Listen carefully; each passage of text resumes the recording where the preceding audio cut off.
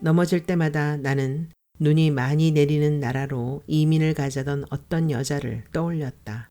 내가 왜 싫어졌는지 그 이유를 말해줬다면 나는 복수를 하지 않았을지도 모른다. 그래, 코끼리도 시련을 당하니 차를 부수었다고 하지 않았던가. 나는 헤어진 여자에게 염산이나 뿌리는 그런 질 나쁜 놈은 아니다. 그래도 한 1년 정도는 나 때문에 힘들어했으면 좋겠다고 생각했고 들리는 소문에 의하면 정말 그렇게 되었다고 했다.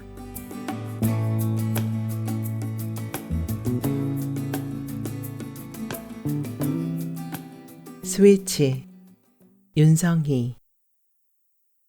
한 해의 마지막 날이면 나는 늘 양말을 샀다. 올해 고른 양말은 수박이 그려진 연두색 양말이었다. 여름에 어울릴 듯한 색이었지만 그래도 자꾸만 눈길이 갔다. 세모로 잘린 수박에 씨가 5개씩 박혀 있었는데 그게 마음에 들었다. 출근할 때는 검은색이나 회색을 신으니까 새해 첫날 신을 양말만은 밝은 색으로 사보자는 생각을 했고 독립을 한 후 지난 8년 동안 늘 그렇게 해왔다. 양말을 고르고 난 뒤 카트를 끌고 마트를 한 바퀴 돌았다. 새해 첫날은 무얼 먹어야 할까? 마땅히 먹고 싶은 음식이 떠오르지 않았다. 식욕이 없어서 연애도 못하는 거라고 작년 추석 때 형은 말했다. 원래도 그런 인간이었지만 나이가 드니 말투가 더 거침없어졌다. 부하 직원들은 어떻게 견디는지, 도대체 무슨 능력이 있길래 그런 성격으로도 승진을 거듭하는지. 나는 6년 전에 대리로 진급한 뒤로 계속 제자리이지만 과장이 되고 싶어 조바심이 나지는 않는다. 입사 동기 중 대리로 남아있는 사람은 현재 2명뿐. 오늘 종무식이 끝나고 내게 다가와 그럼 100만 원은 부사장이 먹는 거야? 라고 묻던 박 대리가 내 입사 동기다.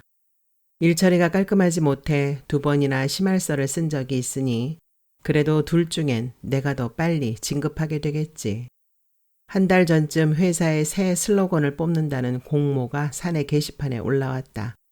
상금은 100만 원이었다. 100만 원이라는 말에 대부분의 직원이 공모에 참여를 했다. 나는 하지 않았다. 어렸을 때부터 표어짓기 같은 행사라면 질색이었다. 오늘 종무식 때 초심을 잃지 않는 회사라는 새로운 플래카드가 올라갔다. 새 슬로건을 만든 사람은 부사장이었다. 그럴 거면서 뭐하러 상금을 내걸었느냐는 불만이 직원들 사이에서 터져나왔다. 새삼 그런 일로 흥분을 하다니. 부사장이라면 늘 그랬다는 걸 잊고 있었나. 회사가 어수선해진 것은 부사장이 아버지인 회장을 공금 횡령으로 고소하면서부터였다. 회장도 부사장인 큰아들과 전 부인 둘째 아들을 맡고서 했다. 튼실한 중소기업이라 자부했는데 가족 분쟁으로 회사가 휘청거릴 수 있다는 사실에 나는 놀랐다. 회장은 부인이 죽자 기다렸다는 듯이 바로 내연녀와 혼인신고를 했는데 자식들이 그 사실을 알게 되면서 가족 간의 전쟁이 시작되었다. 내연녀 사이에 4살짜리 아들까지 있었다는 게 밝혀졌다. 4년 전이라면 회장의 부인이 암 판정을 받은 시기였다. 또 내가 양말 2켤레를 샀던 해이기도 했다. 제아의 종소리를 같이 들은 후 나는 그녀에게 양말을 선물했다.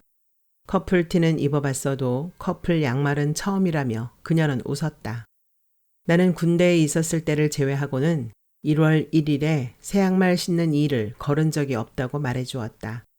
어렸을 때부터 늘 그래왔다고 했다. 어머니가 좋은 분인가 봐요. 그녀는 말했다. 나는 다가오는 설에는 같이 떡국을 먹자고 했고 그녀는 만두도 꼭 넣어달라고 말했다. 그녀는 내가 사준 양말을 신고 새해 첫 출근을 하겠다고 약속을 했다. 하지만 1월 2일에 그녀는 출근하지 않았다. 총무부의 직원에게 물어보니 갑자기 사표를 냈다고 했다. 회장이 아들에게 고소를 당한 뒤 소문의 내연녀가 총무부에서 일했던 그 김원미 대리였다는 게 밝혀졌고 그제야 나는 왜 그녀가 휴대폰을 없애고 연락을 끊었었는지를 알게 되었다. 나는 마트를 한 바퀴 돌다 다시 양말 코너로 돌아왔다. 아무래도 연두색이 춥게 느껴졌다. 딸기가 그려진 분홍색 양말로 바꿀까 고민을 하다 그냥 두 켤레를 다시 사기로 했다. 다시 마트를 한 바퀴 돌고 나서 사골 국물과 떡국용 떡을 샀다. 만두도 살까 고민하다 시식 코너에서 군만두 반쪽을 집어먹고는 말았다. 즉석 코너를 지나가는데 직원이 잡채에 가격 인하 표시를 붙이고 있었다. 그걸 보다 엉겹결에 잡채를 카트에 넣었다. 집에 돌아와 잡채에 맥주 한 캔을 마셨다. 텔레비전을 보다 잠이 들었는데 일어나 보니 아침이었다. 제야의 종소리도 듣지 못하고 잠들다니. 아이들을 놀리기 위한 말인 줄 알면서도 나는 화장실로 달려가 거울을 들여다보았다. 눈썹은 멀쩡했다. 12시가 되기 전에 잠들면 눈썹이 하얗게 된다는 말이 정말이라면 얼마나 좋을까. 그럼 세상이 조금은 재밌어질 텐데. 나는 3가지 양말을 바닥에 늘어놓고 무엇을 신을까 고민을 했다. 아무래도 처음으로 고른 것에 마음이 갔다. 수박이 그려진 양말을 신으니 작년 여름에 수박을 한 번도 먹지 않았다는 것이 생각났다. 수박 반통을 허벅지 위에 올려놓고 숟가락으로 퍼먹던 10살 무렵의 어느 여름방학도 생각났다. 냄비에 사골 국물을 넣고 가스레인지에 올려놓았다. 사골이 끓기를 기다리는 동안 어머니에게 전화로 새해 인사를 했다. 아침은 드셨냐고 물었더니 아버지가 선지 해장국을 사러 가서 그걸 기다린다고 했다. 동네에 있는 선지 해장국집은 부모님 2분 다 좋아하는 곳이어서 어머니는 밥하기 싫은 날이면 늘 그곳에서 해장국을 포장해왔다. 나도 먹고 싶다. 내가 말하자 어머니가 웃으면서 올 때까지 기다릴 테니 먹으러 오라고 했다. 내가 사는 곳에서 부모님 집까진 2시간이 넘게 걸린다. 나는 어차피 다음 주에 집에 갈 거니 그때 사달라고 말했다. 다음 주 토요일은 사촌 여동생의 결혼식이 있는 날이었다. 창문에 방한용 에어캡도 붙여드리고 자꾸 말썽인 변기도 손볼 겸 금요일 저녁에 갔다가 일요일 오후에 올 생각이었다. 형도 온대요? 내가 물었다. 그러겠지. 어머니가 말했다. 그러고는 참, 너 새 양말 신었니? 하고 물었다. 새해 첫날 나와 형과 아버지가 소파에 나란히 앉아서 새 양말을 신던 풍경이 떠올랐다.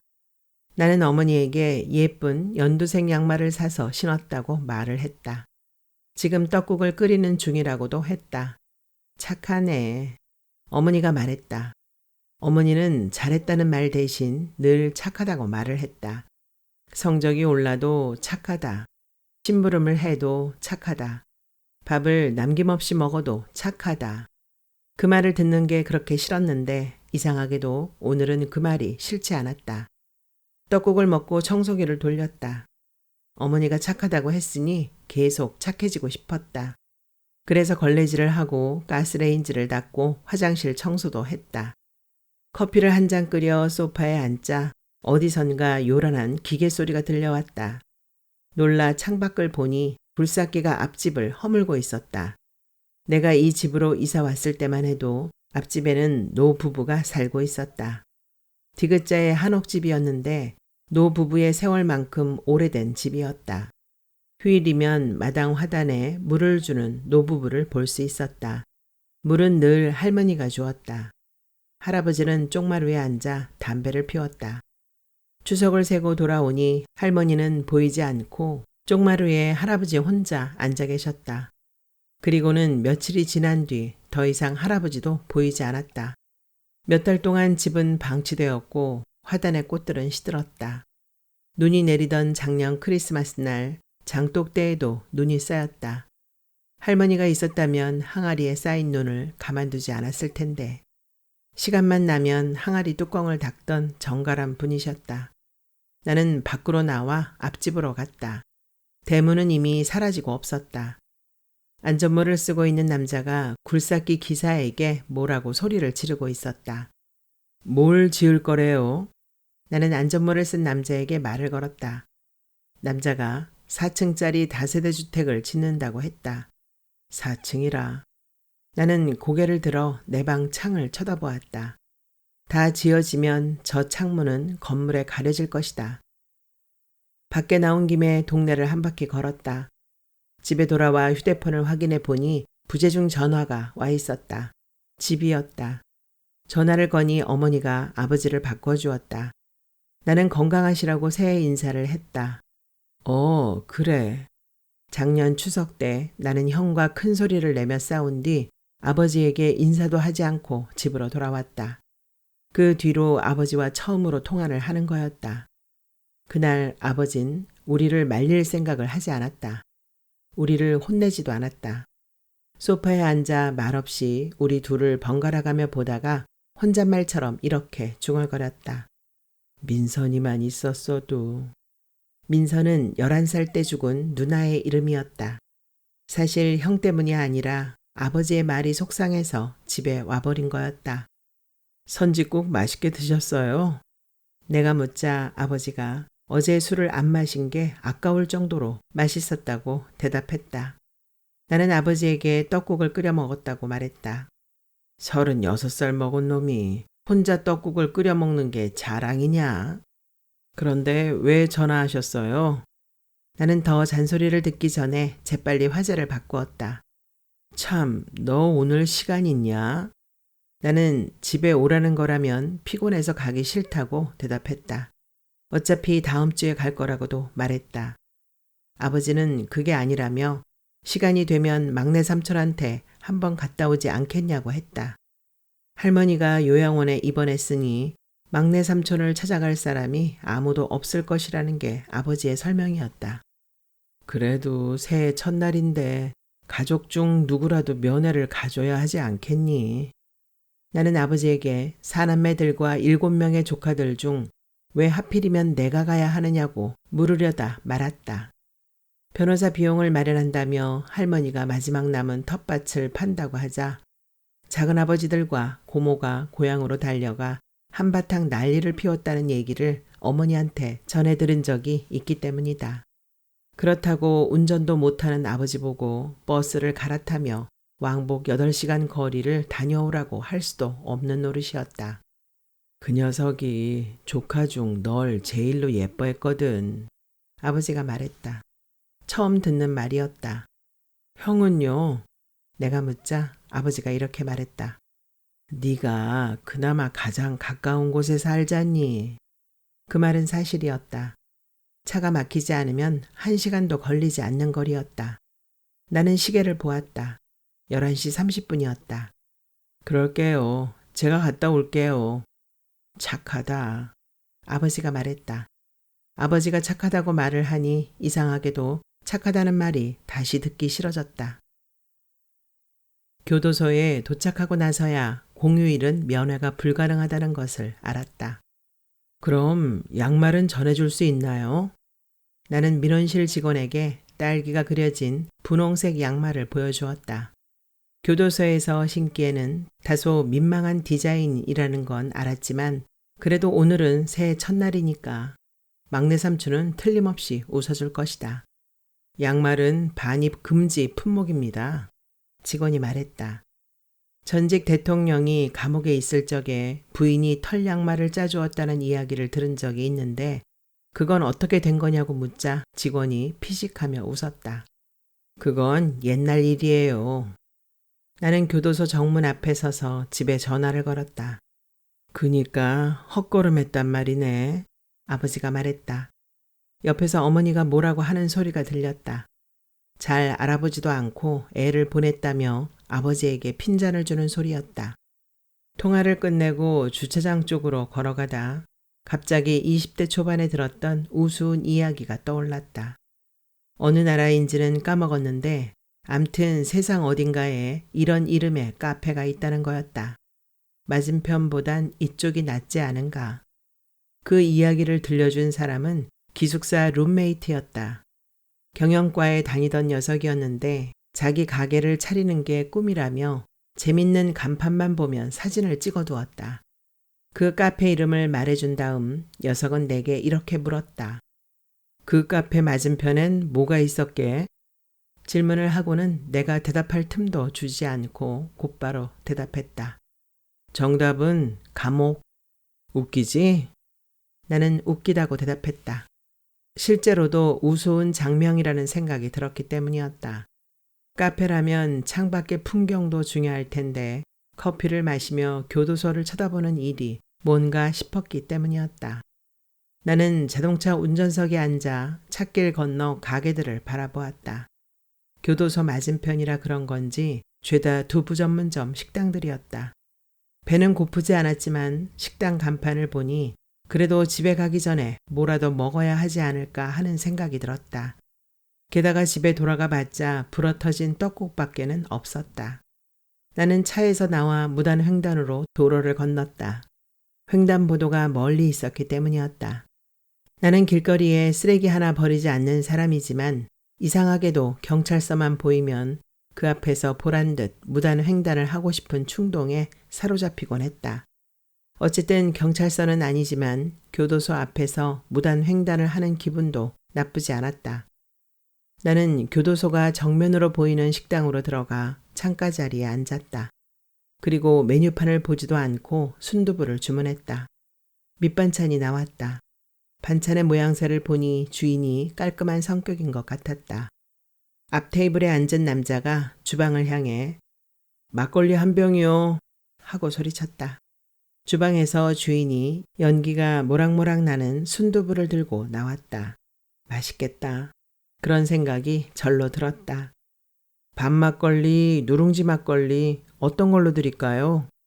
주인이 두부를 앞 테이블에 내려놓고는 물었다. 막걸리 한 병을 외쳤던 남자가 아무거나 달라고 했다. 그러자 그 맞은편에 앉은 여자가 밤막걸리요 하고 대답했다.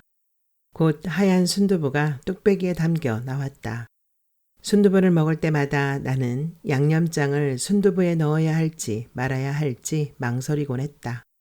고춧가루가 들어간 검은색 간장을 하얀 두부 위에 뿌리는 게 보기 싫었기 때문이었다. 어렸을 때부터 나는 그런 걸 싫어했다. 이를테면 묵국에 밥을 말아 김치를 올려 먹는 것. 그렇게 먹다 보면 맑은 국물에 김치 국물이 섞이게 마련이니까. 나는 앞접시를 달라고 해서 순두부를 2숟가락 덜고 그 위에 양념장을 살짝 뿌렸다.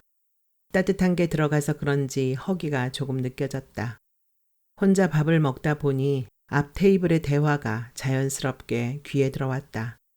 그들도 나처럼 면회를 왔다가 허탕을 친 모양이었다. 나와는 달리 공휴일에 면회가 불가능하다는 사실을 몰랐던 것은 아니고 오늘이 공휴일이라는 사실을 착각한 것이었다. 교도소에 있는 사람은 아들인 듯 싶었다. 남자는 말끝마다 그 자식이 하고 말했다. 그깟 여자가 뭐라고 그런 짓을 저질러서. 남자가 말했다. 내 자리에서는 남자의 뒤통수만 보였는데 가마가 3개나 있었다. 팔에 무침이 입에 맞아서 한 접시 더 달라고 했더니 2번째는 접시 가득 담아 내왔다. 앞 테이블에 앉은 여자가 팔에 무침을 건네주고 돌아가는 주인에게 막걸리 잔을 하나 더 달라고 했다. 당신이 마시면 운전은? 남자가 말했다. 내가 당신 기사예요. 여자가 대꾸했다. 목소리에서 찬바람이 느껴졌다. 곧 부부싸움을 하겠군. 나는 혼자 짐작해 보았다. 여자의 얼굴은 남자의 몸에 가려 반만 보였다. 여자가 막걸리 잔에 술을 따르더니 건배도 하지 않고 한 사발을 들이켰다. 그러고는 두부를 김치에 싸서 먹었다. 남편이 부인의 잔에 술을 따랐다. 여자가 또 한 사발을 들이켰다. 두부에서는 아직도 연기가 모락모락 피어올랐다. 오늘 아침에 뉴스를 봤는데 여자가 말을 했다. 중국에서 실현당한 코끼리가 난동을 피웠다네. 10대인가 암튼 여러 대의 차를 부셨다는 뉴스였어. 여자가 다시 술을 한 잔 들이켰다. 여보, 여자가 나지막이 남편을 불렀다. 왜? 남자가 퉁명스럽게 대답했다. 코끼리도 실현을 당하면 저렇게 괴로워하는데 승민인 어땠겠어. 그래서 그런 거야. 나는 이해해. 그렇게 말하고는 여자가 울기 시작했다. 그래도 집행유예는 될 줄 알았는데 더 나쁜 놈들도 다 나오던데. 나는 코끼리가 자동차를 부셨다는 것보다 실현당한 것을 어떻게 인간이 알게 되었는지 그 사실이 더 궁금했다. 승민이가 코끼리야? 남자가 목소리를 높여 말했다. 승민이가 동물이냐고? 여자는 계속 울었다. 남자는 계속 같은 말을 반복했다. 승민이가 코끼리냐고? 나는 밥을 먹지 않고 순두부 국물만 계속 들이켰다. 가게 주인이 텔레비전 볼륨을 낮추고는 자리에서 일어났다. 갑자기 하늘이 어두워졌다. 눈이 오려나? 가게 주인이 혼잣말처럼 중얼거렸다. 창밖을 보니 먼지인지 눈발인지 구분할 수 없는 무언가가 듬성듬성 날아가고 있었다. 저기요. 나는 주인을 불렀다. 주방으로 들어가려던 주인이 뒤돌아섰다. 두부랑 막걸리 하나요. 나도 모르게 엉겹결에 술을 주문하고 말았다. 친척들이 모이기만 하면 막내 삼촌의 이야기를 하던 시절이 있었다. 특히 막내 아들이 태어나는 그 순간까지 임신한 줄도 모르고 있었다는 할머니의 이야기는 술자리에서 빠지지 않는 단골 레퍼토리였다. 정말이야 할머니? 어른들의 이야기를 엿듣던 우리들은 그렇게 되물었고, 그러면 할머니는 니들 증조할아버지 생일을 보름 앞두었을 때였지 하며 이야기를 시작했다. 술을 좋아하는 시아버지 때문에 할머니는 매해 여름이면 누룩을 빚어 막걸리를 담갔다. 그해 여름은 유난히 더웠고 누룩을 빚는 일은 고되었고 시어머니는 꼬장꼬장했다. 마루에서 누룩을 발로 밟는데 갑자기 허벅지를 타고 물이 흐르는 게 느껴졌다. 양수가 터진 것이었다. 고쟁이를 만져보고는 할머니는 이런 생각을 했다. 내가 오줌을 다 싸다니. 옷을 갈아입으러 방으로 들어갔다가 할머니는 진통을 느꼈고 1시간 후 막내 삼촌을 낳았다. 예정에 없던 아이를 낳고 할머니는 울었다. 6달 전에 죽은 남편이 원망스러웠다. 그래서 윗목에 아이를 두고 젖도 주지 않았다고 했다. 아기는 울지도 않았다. 고등학생이었던 아버지가 학교에서 돌아와 막내 동생을 안았는데 그제야 자지러지게 울었다. 그렇게 낳은 막내가 3살이 되기도 전에 한글을 떼서 온 동네 사람들이 구경을 왔지. 할머니는 막내 삼촌 이야기만 나오면 자랑스럽게 그 이야기를 했다. 아무도 가르쳐주지 않았는데 형 누나들이 던져놓은 교과서를 보며 혼자 한글을 익혔다는 것이었다. 막내 삼촌은 4살 때 천자문을 모두 외웠고 그래서 5살이 되었을 때 초등학교 교장이 특별히 입학을 허락해서 조기 입학을 하게 되었다. 거기서부터 잘못된 거야. 아버진 막내 삼촌의 이야기가 나오면 늘 그렇게 말했다. 뭐든지 제 나이가 중요한 건데 타이밍이 너무 일렀다는 거였다. 나는 막걸리를 따라 한 잔 마셨다. 두부를 김치에 싸서 한 입 먹었다.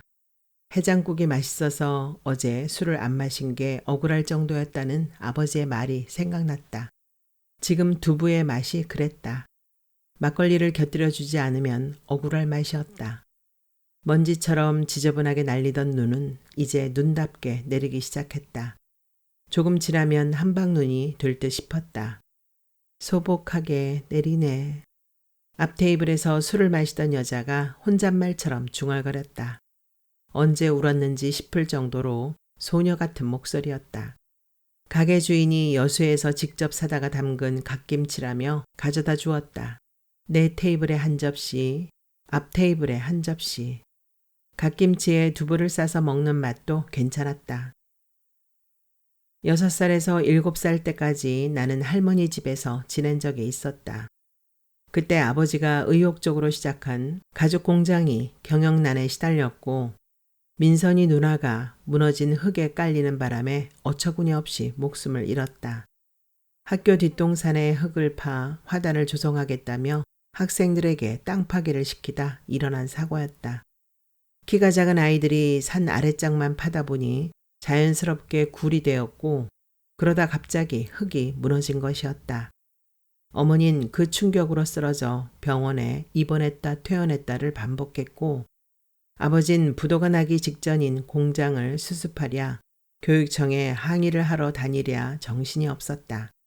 어린 나는 시골의 할머니 집으로 보내졌다.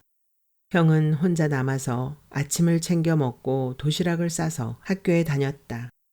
그때부터 형은 부모님에게는 든든한 장남이 되었고 내겐 융통성 없고 엄격한 형이 되었다. 할머니 집으로 보내진 나는 고등학교를 그만둔 삼촌과 방을 같이 썼다. 5살 때 학교에 들어간 삼촌은 초등학교까지는 무난히 다니다가 읍내에 있는 중학교에 들어가면서 틀어지기 시작했다. 중학교를 한 해 쉬어 4년 동안 다니더니 결국 고등학교를 마치지 못하고 그만두고 말았다. 삼촌은 종일 잠만 잤다. 조카들의 우상이었던 막내 삼촌은 눈 감고 공부해도 서울대는 무난히 들어갈 거라고 믿었던 막내 삼촌은 시시해졌다. 고개를 돌려 나는 하수구 뚜껑 위로 떨어지는 눈을 바라보았다. 다른 곳은 눈이 쌓이기 시작했는데 하수구 뚜껑으로 떨어지는 눈은 곧바로 녹았다. 그래도 나는 계속해서 그래도라는 말만 중얼거려 보았다. 그래도 막내 삼촌은 그렇게 시작하는 문장을 떠올려 보았다. 그러자 문득 하나가 떠올랐다. 그래도 막내 삼촌은 내게 눈사람을 만들어 주었지.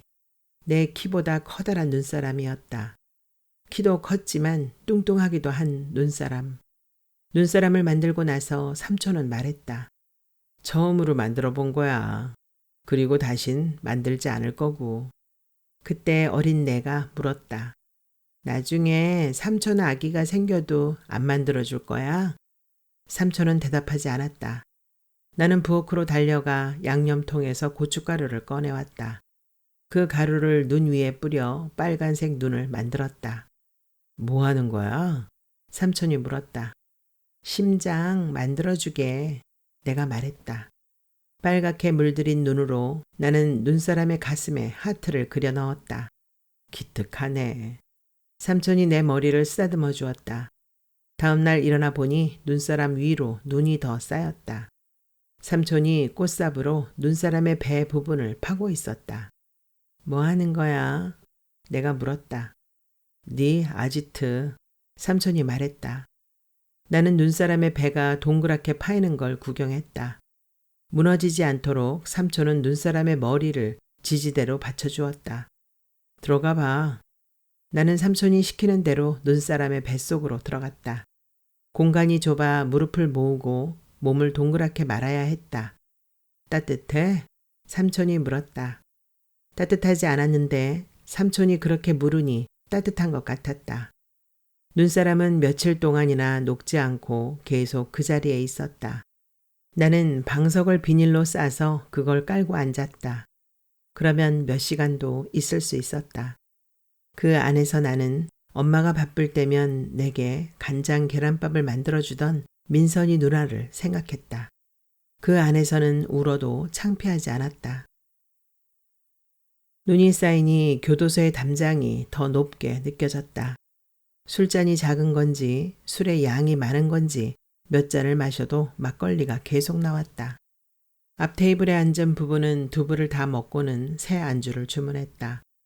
운전을 포기했는지 남편도 부인의 잔에 계속 술을 따라주었다. 술을 마시자 그들은 오히려 목소리를 낮추고 조곤조곤 이야기를 하기 시작했다. 들리는 단어들로만 짐작해보면 아들이 출소를 한 뒤 어찌해야 하는지에 대해 상의하는 듯 했다. 막내 삼촌은 내년 봄이면 출소를 할 예정이었다. 할머니를 요양원에 모시고 아버지는 시골집을 그대로 두었다. 출소하면 그 집을 물려주는 것으로 마무리하자고 다른 형제들과 합의를 본 모양이었다. 어머니와 결혼하기 전 아버진 어머니에게 이렇게 말했다고 한다. 어떤 일이 있어도 막내 동생 대학 학비는 내가 내야 해. 아버진 자신이 가보지 못한 대학을 동생이 대신 가줄 것을 믿으며 적금을 부었다. 하지만 정작 막내 삼촌이 25이라는 늦은 나이에 지방대에 입학하자 아버진 한 푼도 학비를 보내주지 않았다. 거긴 아버지가 꿈꾸던 대학이 아니었으니까. 막걸리 주전자가 이젠 가벼워졌다. 잔에 따라 보니 반도 채우지 못했다.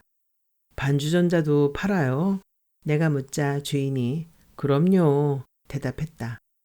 눈사람 말고 또 삼촌은 뭘 해줬더라. 나는 술을 한 잔 마시고 계속해서 그래도 막내 삼촌은 이라는 문장을 만들어 보았다. 그래도 막내 삼촌은 새벽마다 오줌이 마렵다는 나를 귀찮아하지 않았다.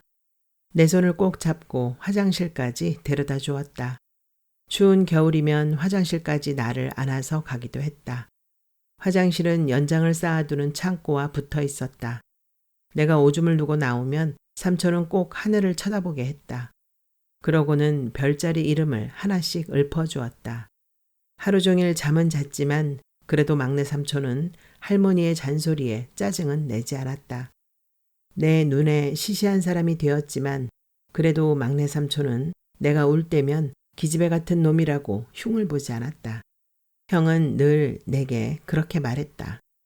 무뚝뚝한 사람이었지만 그래도 막내 삼촌은 마가린을 사다 간장 계란밥을 만들어주곤 했다. 그래도 막내 삼촌은 모종삽을 늘 꽃삽이라고 불렀다. 꽃삽이 훨씬 예쁜 이름이라는 거였다. 그래도 막내 삼촌은 세수는 안 해도 안경만은 깨끗이 닦았다. 나는 삼촌의 안경을 닦아주는 걸 좋아했다. 그래도 막내 삼촌은 내 손톱을 깎아주고 내 귀지를 파주었다. 그래, 아버지 말이 맞았다. 그래도 막내 삼촌은 조카들 중 나를 제일로 예뻐했다. 나는 잔을 들어 교도소 쪽을 향해 건배를 했다. 삼촌이 있는 곳에서는 맞은편의 세상이 어떻게 보이는지. 두어 시간 눈을 붙이면 운전을 할 수 있을 것 같았다. 나는 다시 무단 횡단을 해서 도로를 건넜다. 구두를 신어서 그런 건지 술을 마셔서 그런 건지 서너 번 넘어질 뻔했다. 그러다 자동차 앞에서 꽈당. 엉덩이가 얼얼했다. 오래간만에 느껴보는 기분 좋은 아픔이었다. 그래서 나는 넘어진 채로 한참을 그렇게 앉아 있었다. 내게도 눈이 많이 내리는 나라에서 살고 싶다는 여자친구가 있었지. 지붕이 무너질 정도로 많은 눈이 내리는 나라. 그래서 뾰족하게 경사진 지붕으로 집을 지어야 되는 나라. 그런 나라로 이민을 가자고 말하던 여자친구가 있었지. 나는 자리에서 일어나 엉덩이를 털었다.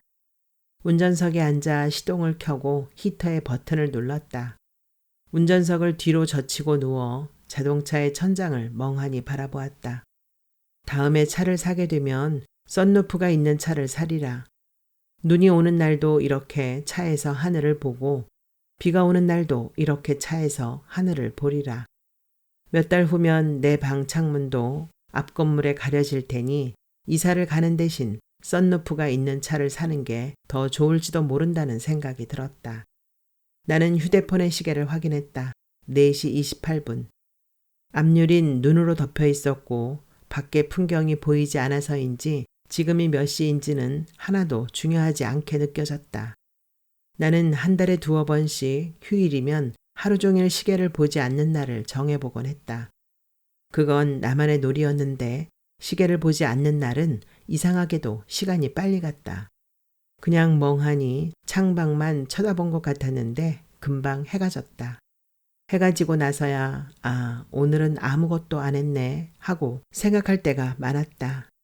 그게 진짜 휴일이었다. 나는 눈을 감았다. 히터에서 따뜻한 바람이 나오자 발가락이 가려운 듯 느껴졌다. 자동차 안의 공기가 금방 답답해졌다. 그래도 나는 창문을 열지 않았다. 잠깐만, 나는 아주 잠깐만 잠을 자고 싶었다. 눈을 떠보니 머리가 지끈거렸다. 나는 히터를 끄고 휴대폰을 들여다보니 5시 반이 넘었다.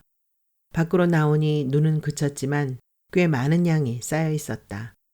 저 멀리 연기가 피어오르는 목욕탕의 굴뚝이 보였다. 요즘에도 저런 목욕탕이 있나? 목욕을 하고 땀을 빼고 나면 저녁엔 운전을 하고 집으로 돌아갈 수 있을 것이다. 나는 걸었다. 언덕길에서 넘어진 여자를 부축해 일으켜 주었다. 길을 걷다 눈 속에 파묻힌 세발 자전거를 보았다. 나는 자전거를 꺼내 눈을 털었다. 자전거 안장에 형호라고 적혀 있었다. 자전거 주인은 형호라는 아이인가 보다. 형호는 내 조카의 이름이기도 했다. 방문에 노크하세요라는 편말을 붙여놓은 중학생 남자아이. 올해는 세뱃돈으로 얼마를 줘야 하나. 언덕 끝에 정자가 있고 그 옆에 우물이 있었다. 나는 오른쪽 골목으로 길을 틀어 계속 걸었다. 똑같이 생긴 2층짜리 집들이 눈에 보이는 길 끝까지 나란히 늘어서 있었다. 나는 목욕탕에서 나오는 연기를 향해 빠른 속도로 걷기 시작했다. 마침내 굴뚝 앞에 도착하고 나서야 나는 거기가 목욕탕이 아니라 공장이라는 걸 알게 되었다. 굴뚝을 보고 목욕탕이라고 짐작을 하다니. 내가 생각해도 어처구니가 없었다. 나는 공장 담벼락을 따라 걷기 시작했다. 저 멀리 막내 삼촌이 있다는 교도소가 보였다. 운동장이 새하했다. 나는 다시 동네를 내려왔다. 넘어진 아가씨를 붙잡아 주었던 언덕길에서 나는 미끄러졌다. 간신히 일어나자 또 넘어졌다. 넘어질 때마다 나는 눈이 많이 내리는 나라로 이민을 가자던 어떤 여자를 떠올렸다. 내가 왜 싫어졌는지 그 이유를 말해줬다면 나는 복수를 하지 않았을지도 모른다. 그래, 코끼리도 실연을 당하니 차를 부수었다고 하지 않았던가. 나는 헤어진 여자에게 염산이나 뿌리는 그런 질 나쁜 놈은 아니다. 그래도 한 1년 정도는 나 때문에 힘들어했으면 좋겠다고 생각했고 들리는 소문에 의하면 정말 그렇게 되었다고 했다. 그런데 왜 그때 여자는 나를 고소하지 않았을까? 범인이 나인 줄 알았을 텐데. 8년도 더 지난 일인데 나는 늘 그것이 궁금했다. 막내 삼촌이 저지른 일은 하루 종일 포털 뉴스에 메인을 장식했다. 막내 삼촌은 대학을 졸업한 후 이런저런 직장을 전전하다 40살 무렵에 마침내 지방의 어느 동물원에 취직을 했다. 막내 삼촌은 8순이 넘은 할머니를 모시고 동물원을 구경시켜드렸다. 집안 행사 때 만나면 너도 한번 구경 와라 하고 막내 삼촌이 말하곤 했다.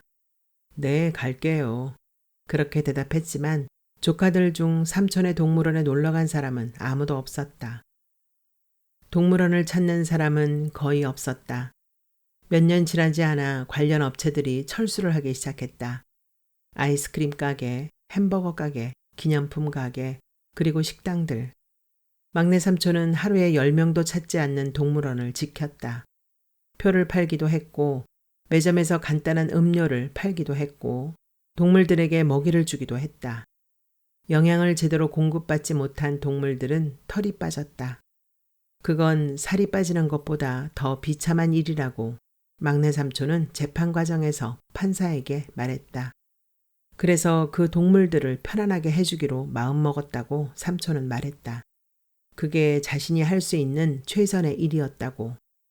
막내 삼촌은 항소를 포기하고 1심 재판 결과를 그대로 받아들였다. 나는 다시 자동차를 세워둔 곳으로 돌아왔다. 돌아와 보니 누군가 자동차 유리에 손가락으로 글씨를 써놓았다. 차 빼세요. 나는 트렁크에서 교체하고 버리지 않은 와이퍼를 꺼내 그걸로 눈을 쓸어내렸다. 아버진 막내 동생이 사고를 쳤다는 소식을 듣고는 한동안 삼촌을 미친놈이라고 불렀다. 미쳐서 그래. 그렇게 생각하는 게 아버지는 편한 것이리라. 자동차에 쌓인 눈을 대충 닦은 뒤 시동을 켰다. 막내 삼촌이 군대에서 휴가를 나왔을 적에 우리 집에서 며칠 지낸 적이 있었다. 그때 막내 삼촌은 내 방에서 잠을 잤다. 아버지가 침대를 마련해 준 지 얼마 되지 않았을 때였는데 나는 막내 삼촌을 침대에서 자라고 해야 할지 아니면 바닥에서 자라고 해야 할지 밤이 되도록 고민을 했다. 막상 밤이 되자 막내 삼촌이 바닥에 요를 깔고는 먼저 누워버렸다. 그래서 간단히 고민이 해결되었다.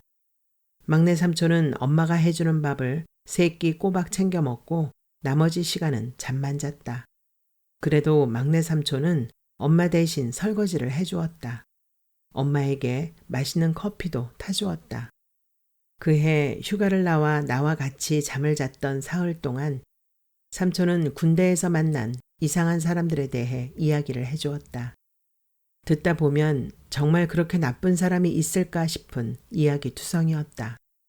그렇게 이야기를 들려주다가 내가 잠을 자려고 하면 삼촌은 나를 흔들어 깨웠다. 왜? 잠결에 물으면 삼촌은 웃으면서 말했다. 임마, 불 꺼. 나는 졸린 걸 참고 간신히 일어나 스위치를 껐다. 불이 꺼졌다. 그러면 삼촌은 늘 이렇게 말했다. 스위치 같은 거야. 그렇게 이상한 놈이 되는 건 버튼 하나로 왔다 갔다 하는 거지. 그러니 스위치를 잘 켜고 있어야 해. 그 말을 할 때 막내 삼촌의 목소리는 비장했다. 마치 내게 그 이야기를 들려주러 온 사람처럼. 나는 자동차 운전석에 앉아서 와이퍼를 작동시켰다. 앞유리가 깨끗해졌다. 콘솔 박스에서 안경 닦는 천을 찾아내 안경도 닦았다. 아, 그러고 보니 잠바 안주머니에 넣어둔 양말이 생각났다. 나는 축축하게 젖은 양말을 벗고 새 양말을 신었다. 딸기에는 씨가 12개씩 박혀 있었다. 내일 막내 삼촌은 눈 쌓인 운동장을 걸을까? 양말은 두툼한 걸 신는지 장갑은 있는지 그게 궁금해졌다. 돌아오는 길에 나는 다음 주 사촌 여동생의 결혼식에 축의금을 얼마를 해야 하는지 잠깐 고민을 했다.